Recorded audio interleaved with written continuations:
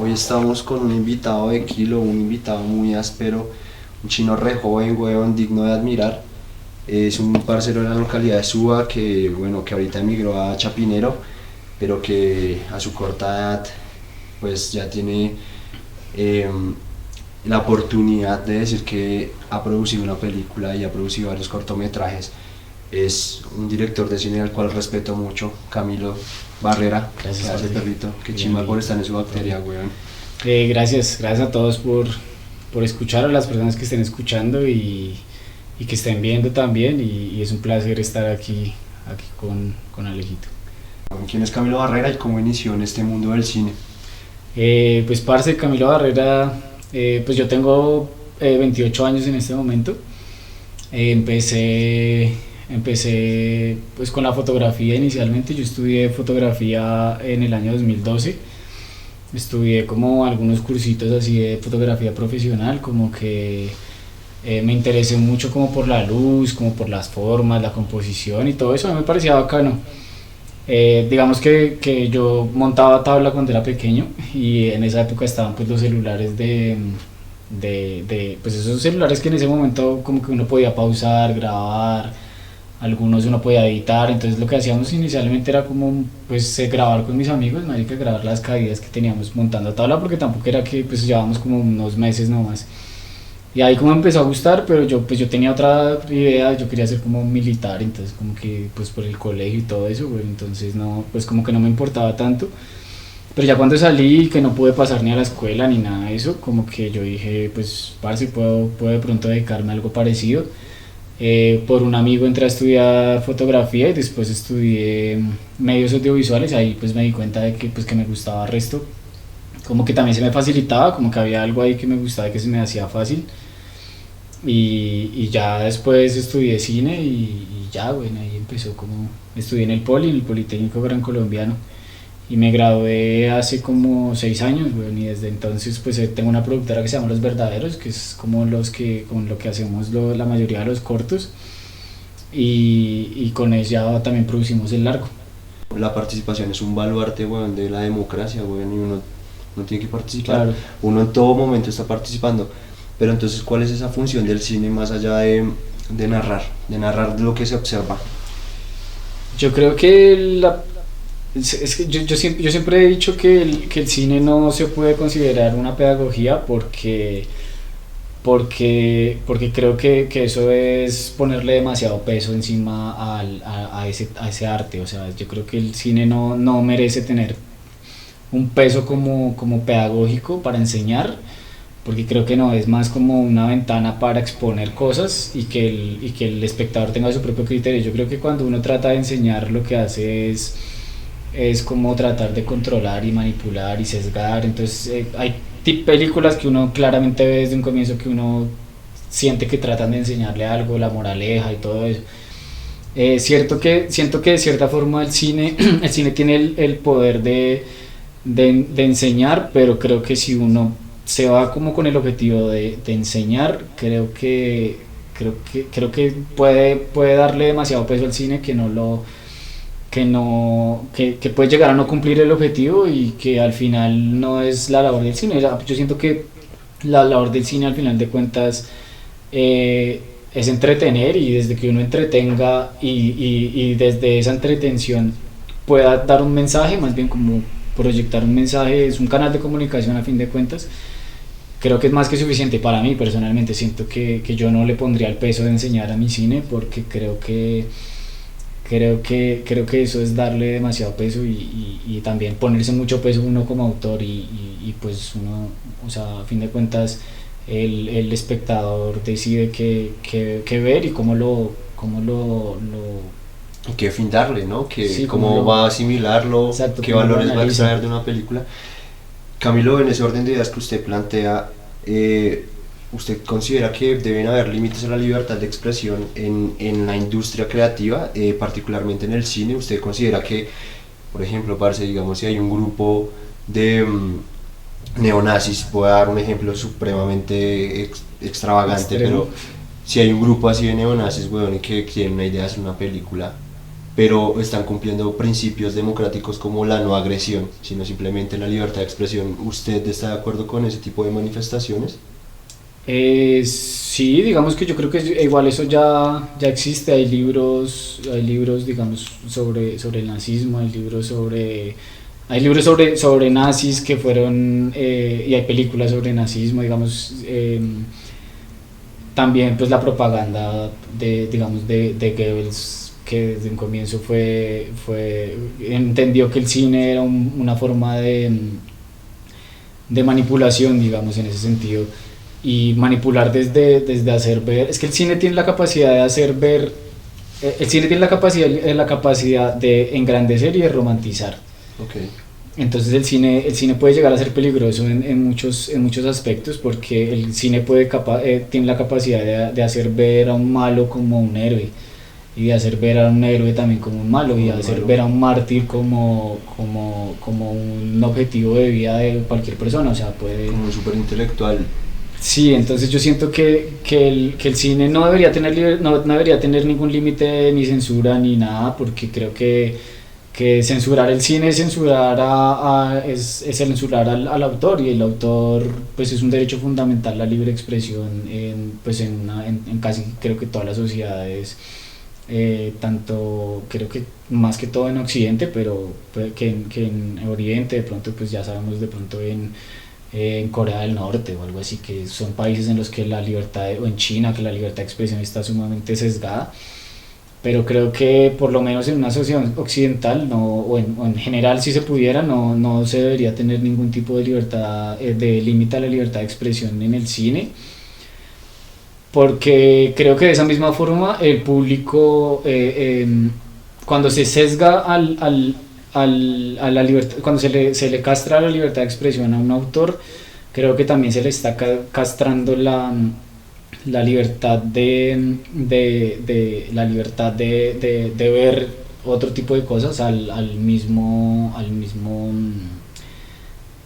espectador. Entonces también es como un poco menospreciar al espectador la capacidad intelectual que puede tener para analizar una película y darse cuenta de que es una película que puede que tenga un mensaje negativo. Y es que también hoy en día los mensajes están las películas, y siempre han estado las películas, digamos, como que han tenido como tan maquillados ciertos mensajes, que incluso las mejores películas y tienen, por poner, no sé, ejemplos como Disney. Por ejemplo, Disney en sus inicios a mediados del siglo XX tenía propaganda antirrusa, pero total. Justamente por eso le preguntaba la función social del cine, porque yo creo que sí pueden haber apreciaciones subjetivas, digamos, por parte del productor, del director, del guionista, del quien crea la historia, pero pues nunca hay que desconocer el hecho de que estamos en un marco social, ¿no? Sí. Independientemente de cuál sea la intención subjetiva, eso siempre va a tener una implicación social inmensa. Entonces, por ejemplo, hace poco no, realmente como hace unos 3-4 años me vi un documental sobre una masacre que hubo en Estados Unidos en un colegio en Denver. Se llama Bowling for Columbia, creo que se llama, es de Michael Moore. Y entonces, parce, el man trata de explicar el fenómeno del porte ilegal de armas en Estados Unidos, que si es un fenómeno que efectivamente está reduciendo los índices de inseguridad, o si por el contrario lo que está haciendo es aumentarlo. Bueno, sí. Entonces el man trata de buscar las causas de por qué la sociedad norteamericana es tan violenta, y en un fragmento de ese documental me da bastante curiosidad que le echan la culpa a South Park, porque los autores materiales de la masacre eran fanáticos a South Park y a Marilyn Manson, weón. Entonces hasta qué punto el cine puede llegar a influenciar, o hasta qué punto el cine es responsable del actuar de las personas, hasta qué punto es responsable de la influencia ideológica que puede dejar en las personas. Yo creo que el cine es totalmente responsable en miles de aspectos, porque, o sea, yo siento que el cine es, al ser un arte tan completo, o sea, un arte tan sinestésico también, o sea, que maneja desde el oído, la visión, también, o sea, el oído desde el audiovisual, la música, los efectos sonoros, la imagen desde el color o la ausencia de color, el blanco, o sea, todo lo que hace el cine es muy maquillado y es una forma de manipulación, o sea, ya sea una forma de manipulación leve o una forma de manipulación pues a veces hasta descarada, digamos, de romantizar desde la violencia hasta el sufrimiento, hasta la felicidad, también hiperromantizar la felicidad o también juzgar la felicidad como si fuera algo malo. O sea, todo el cine tiene una responsabilidad grandísima, pero es una responsabilidad que creo que de todas maneras la tiene cualquier tipo de arte. Entonces, pues para mí Víctor Gaviria creo que fue inicialmente la persona que más me influenció. Yo dije como, o sea, tanto musicalmente como cinematográficamente hablando. La primera película de cine colombiano que yo dije, marica, esto es una peliculota y que habla, o sea, y que más allá de llamarme la atención como a un nivel audiovisual, me llamó la atención a un nivel musical, fue pues Rodrigo D. Rodrigo de No Futuro. Rodrigo de No Futuro, que creo que yo gracias a Rodrigo D compré mis primeras baquetas, o sea, como que también yo, como que me identifiqué con ese personaje tanto que yo casi que copiaba las cosas que estaba haciendo Rodrigo D pues en esa película que iba a una carpintería a pedir, pues yo en esa época tampoco tenía plata, weón. Entonces iba a pedir. ¿Usted hizo eso? Sí, yo fui a que me hicieran unas baquetas y todo, weón. O sea, era como. Y no sé si la persona me las cobró más caras de lo que costaban las baquetas. O sea, es que yo no sabía nada ni cuánto costaban las baquetas. Yo tenía como. ¿Usted no sabía que había tiendas musicales para comprar las baquetas? No, yo sí, o sea, sí sabía porque en el colegio decían vayan a Ortizo y en Ortizo compran unas baquetas y entonces acá las clases de música y eso. Pero para mí siempre fue difícil pedirle plata a mis papás porque mis papás no tenían plata, o sea, claro. Mis papás, a pesar de que ellos nunca tuvieron, yo nunca tuve necesidades ni nada, pues para mí decirle a mis papás cómprenme un libro de tanto ya era suficiente, o sea, ya era como pues comprar un libro ya, pues para yo después decirle no, venga, vamos a comprar al centro unas baquetas, o sea, para mí el hecho de movernos de la casa hasta el centro para mí era como no, mejor pues mis papás no ponerlos en tanto trajín. ¿Primero fue la música o primero fue el cine? Primero fue la música en mi vida. Creo que eran las primeras historias que yo conocí. Realmente desde la música fueron las historias de los corridos prohibidos, eran relatos, marico, o sea, lo que hacían eran relatos y esas historias a mí me llamaban mucho la atención. Ya digamos con Rodrigo D, ya fue como, marica, el punk ahí en ese momento como, cuando yo escuché Ramera de Barrio en esa terraza, en esa película, yo dije, parce, o sea, me parece una chimba, me pareció como algo como extraordinario. Yo nunca había visto en una terraza a alguien tocar y que tocaran así, y es que además pues el viaje del héroe que había en Rodrigo D, un personaje que no tiene, digamos, como ni los recursos económicos ni sociales para salir adelante, sino pues porque vive en un barrio donde reina el AMPA, donde están los sicarios en la esquina, donde todo el tiempo están llamándolo para que vaya y los ayude a hacer favorcitos y todo eso. Pues eso no da como muchas esperanzas de vida, que pues de ahí viene el título de Rodrigo de No Futuro. Pero ya al ver que un personaje como estos tenía un talento y tenía una forma de expresarse como la batería y como el punk, como que a mí me abrió los ojos de ahí en adelante. Después ya más adelante como que pues vino el cine ya un poco más estético, ya después ya eran como películas más de cine gringo, ya películas de cine francés, o sea, ya digamos que se convertían como en una forma más delicada de hacer películas, como que era un poco más con más producción y todo eso. Y al final llegó Franco Loli, que fue cuando yo me gradué. Franco Loli es un director de cine colombiano. El man ha hecho películas. El día que yo sentí como que me cambió la forma de ver el cine fue una vez que vi un corto que se llamaba Como todo el mundo. Como todo el mundo. Como todo el mundo, y era más o menos la historia de un chino de clase alta que la mamá perdió el trabajo y estaba en la inmunda. Franco Loli lo que hizo, weón, fue que me abrió los ojos un poco a hablar de mí mismo, weón. O sea, hablar pues no de mí personalmente, sino hablar de mi familia, de mi barrio,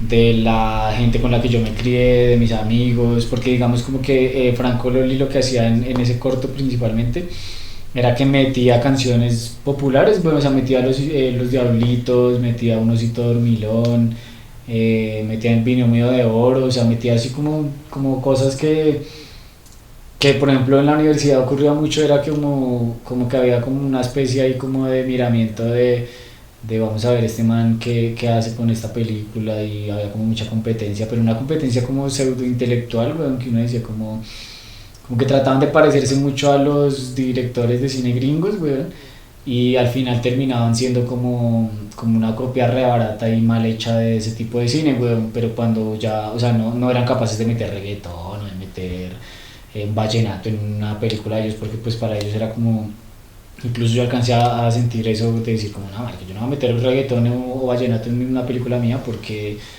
pues, o sea, güey, ¿sí me entiendes? O sea, es como, no, marica. Porque es antiestético, porque Sí, es como el colombiano busca un el poco eso, cine, ¿no? el vallenato en el cine, es como, no, marica. Entonces ahí cuando yo vi eso, yo dije, marica, y porque los actores eran no profesionales, porque de ahí creo que nació un poco la influencia que yo tengo pues de actuar de utilizar suena feo, es como de recurrir más bien a Aplicar, sí, aplicar recurrir, sí.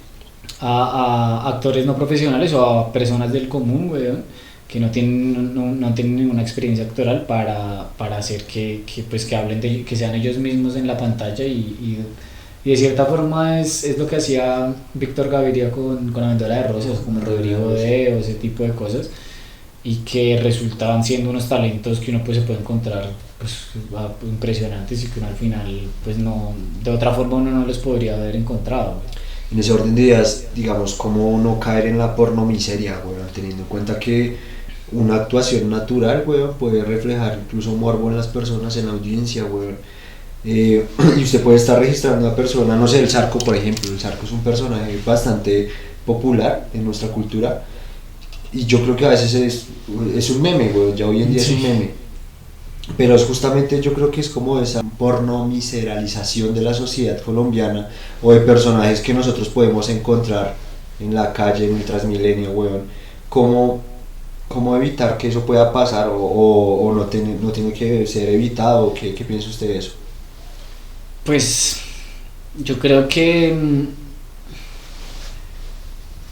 yo creo que sí existen ciertas formas de manipular ciertas cosas, güey, ¿no? O sea, digamos que yo creo que sí existen ciertas técnicas en el cine que hacen que uno potencie o suavice ciertas cosas, güey. O sea, yo sí siento que existen cosas que hacen que una imagen se sienta de cierta manera, se sienta amarillista, se sienta realista, se sienta expresionista, o se sienta plano, se sienta parca, entonces yo siento que en ese orden de ideas, parce, yo creo que si hay forma de manipular fácilmente a la audiencia para hacer sentir lástima por un personaje, Sí. y eso pues recae como mucho sobre la técnica y sobre todo sobre el montaje, ¿vale?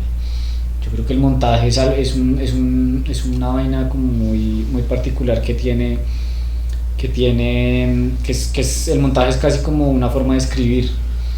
Entonces hay formas de escribir rápido, hay formas de escribir lento, hay formas de escribir en prosa, hay formas de escribir de forma burda, o hay formas de escribir sin puntuación. Entonces yo siento que la forma en la que uno manipula realmente al espectador, digamos que la pornomiseria lo que hace es que coge lo peor, digamos, lo peor entre comillas de una Sí, sociedad, o sea, ok. su vergüenza más, digamos, pues digamos en una sociedad capitalista lo peor que le puede ocurrir son como mostrar a los pobres y mostrar que es culpa del gobierno. Entonces ahí ya digamos que en ese punto de vista pues uno decide qué muestra, o sea, uno muestra a la persona, o muestra el problema de la persona, o muestra por qué la persona está en ese problema. Entonces digamos, yo siento que la pornomiseria llega realmente cuando uno decide mostrar a la persona para que la persona sea la persona como tal, y su contexto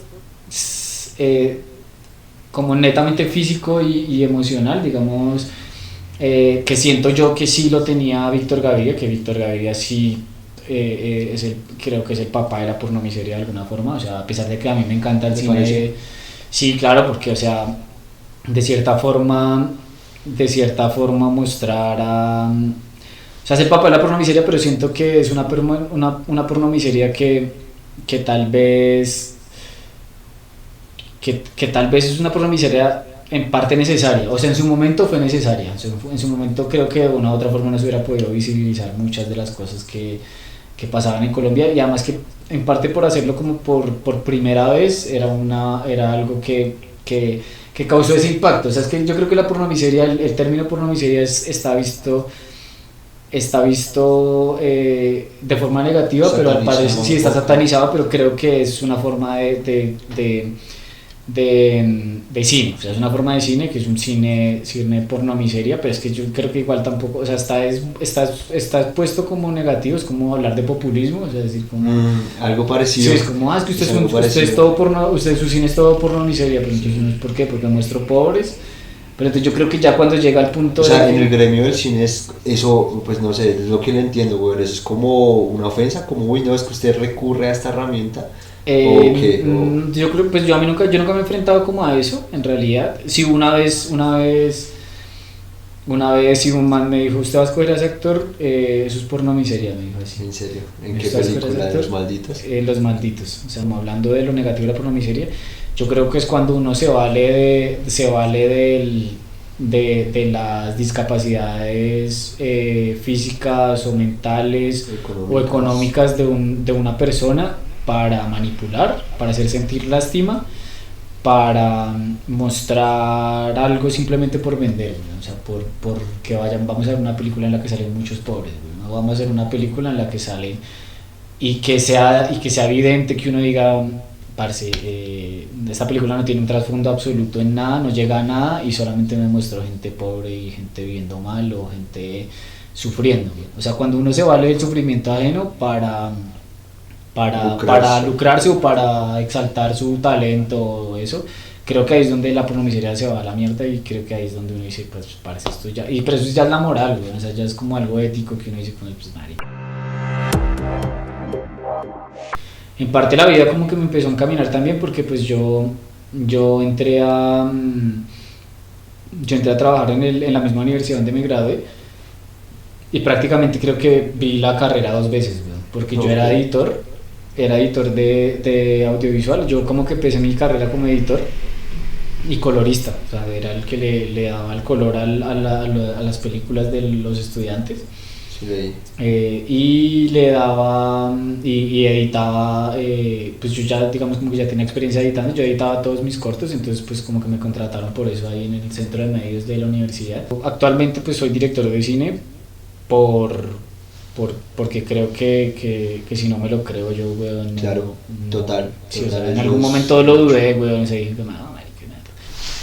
Los Malditos es una película sobre punk bogotano, sobre punk en la localidad de Suba. ¿Por qué apostarle a una película de punk en una localidad como Suba? Y bueno, yo tengo entendido que esa película es un propósito como por representar situaciones que tuvieron lugar, digamos, temporalidad en 2012, parce.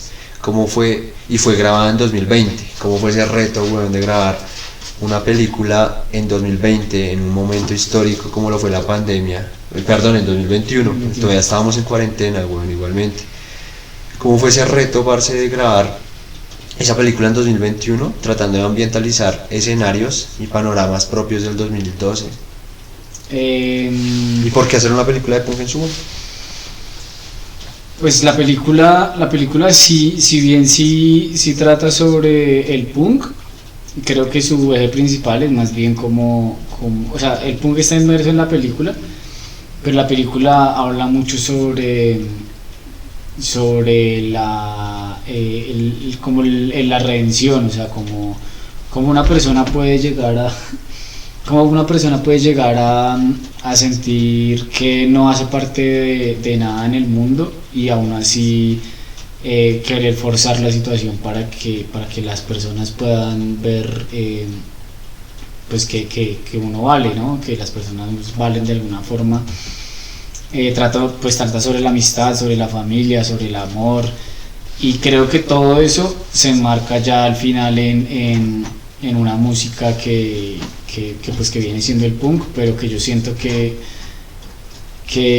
puede llegar a ser lo que para muchos adolescentes significó, y por eso digamos que pues fue algo que se hizo en el 2012, porque siento que pues el punk pues para mí en ese momento fue el momento en el que yo como que me cerré un poco a escuchar mucho punk, mucho mucho punk rock. En ese momento tuve mi primera banda. Como que el 2012 para mí fue un momento en el que pensamos que se iba a acabar el mundo, o sea, como que había muchas cosas como inciertas en el mundo que estaban pasando y que hicieron que pues yo me centrara en esa época también, porque en esa época se compusieron las canciones que canta el personaje de la película, porque en esa época las redes sociales no estaban tan activas, porque en esa época uno todavía seguía como con un celular barato, o sea, como que no había una forma de conexión tan directa como la que hay ahora, y permitía, digamos, que uno pudiera expresarse de una forma más orgánica, por así decirlo, como desde la música, desde ir a la casa del amigo a golpearle y pedirle algún favor, o sea, ese tipo de cosas. Y al final pues termina siendo una película que es sobre el amor, al fin de cuentas, es una película sobre el amor entre una mamá y un hijo, y que se enmarca dentro de la música, la música punk, que viene siendo como el espíritu realmente de Santiago, del personaje principal, de Michael, Santiago el actor. Y pues el reto principal fue que no se viera, o sea, que no se viera lo que estaba ocurriendo, sobre todo inicialmente en Colombia, que era la pandemia, y que no se vieran tapabocas, o sea, digamos como que eso fue lo más básico, a pesar de que claramente pues es como por donde se empieza, y ya después era como, bueno, qué carros están saliendo y que no sean los carros tratamos de evitar todo al máximo del 2021, que era pues calles principales. Siento que de todas maneras en Suba no cambia mucho, hace 10 años estamos casi igual. ¿Cuándo va a salir? ¿Cuándo se va a estrenar Los Malditos y en dónde, güey? Pues nosotros esperamos que se estrene el próximo año, porque este año queremos pues finalizarlo y empezar a enviarla a festivales, que es como lo importante. Ahorita pues la etapa en la que están Los Malditos es la etapa de postproducción, estamos terminando el montaje todavía. Hablamos un buen rato Sí. sobre cine, sobre consecuencias políticas, funciones sociales del cine. Parce, mucha admiración, mucho respeto para usted, weón. Su bacteria, amigos de Su Bacteria, weón, yo quiero que bueno, las personas que hayan llegado hasta este punto del podcast, pues como reflexión principal, ya personal mía, pues nada, sigan a personajes como Camilo, que son personas muy, digamos, muy bogotanos, muy locales, que cogen Transmilenio, que tuvieron que endeudarse para pagar sus estudios universitarios, que tienen problemas reales y que de alguna u otra manera tratan de llegar de una manera muy honesta y muy sencilla y muy sincera a tener, digamos, la relevancia que siempre históricamente se le ha dado a personas con más prestigio o con más dinero. Yo creo que Camilo representa eso, representa lo que es la democratización de los medios de producción culturales, como lo es el cine. Camilo es un cineasta y es un productor de cine, un guionista que viene del barrio, weón, y eso es lo más importante. Gracias, Camilito, por estar acá. Gracias a usted, Galito.